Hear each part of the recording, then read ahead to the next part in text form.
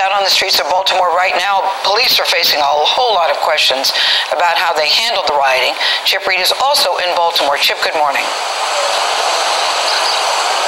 Well, good morning. The difference is literally night and day. This was a mob scene last night. There are now people commuting to work. One reason for the difference is they brought in resources from all over the state. This armored vehicle is from Carroll County, Maryland. We've counted 5 counties that have sent in resources. And over here, this line of officers, they are state troopers. The state police are now in charge. The Maryland National Guard rolled into a wounded Baltimore early this morning. The National Guard represents a last resort in order to restore order. Governor Larry Hogan said he had to wait for the city's mayor to make the call.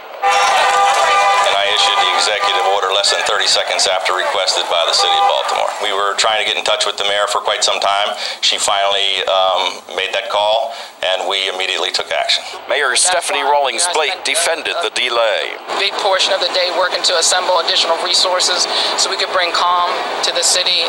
After a day marked by property destruction, looting, and fires, Maryland State Police are now running the show in the city of 620,000, and the National Guard is taking its orders from Major General Linda Singh. We are going to be patrolling the streets, coming in with up-armored Humvees. The violence began in northwest Baltimore just hours after Freddie Gray's 11 a.m. funeral. By 4:30, dozens were attacking this police cruiser. Within 2 hours, droves of people were seen looting a CVS, and it was set on fire.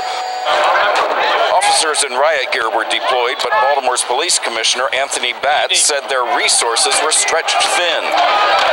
Baltimore is almost close to about 80 square miles. We had opposite ends of the city pulling us at the same time. At least 15 officers were injured in what Batts called a very trying and disappointing day. They just outnumbered us and outflanked us. We needed to have more resources there. Councilman Brandon Scott says his constituents still feel the effects of decades-old violence. The neighborhood that they're in right now has still been burned down from 1968. 1968 was the last time the Maryland National Guard was activated for a public disturbance after the assassination of Dr. Martin Luther King, Jr. You can see behind me there's still a lot of debris on the streets.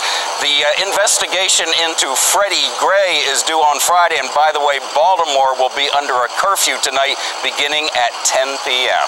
Charlie? Chip, thanks. She came up to pay for her soda. I was working in the back of the store, rearranging a few things. I came up.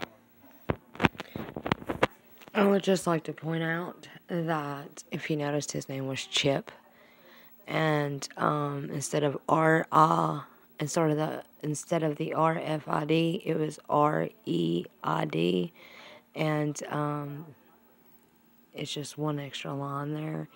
And then as he's talking, the name is flashing, and the thing that came to my mind was Chip, RFID, and then all the state police.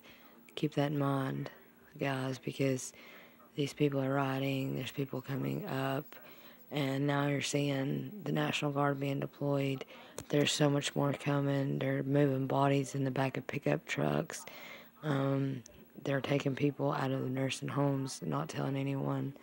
God bless y'all, and I love y'all. I'll see y'all later.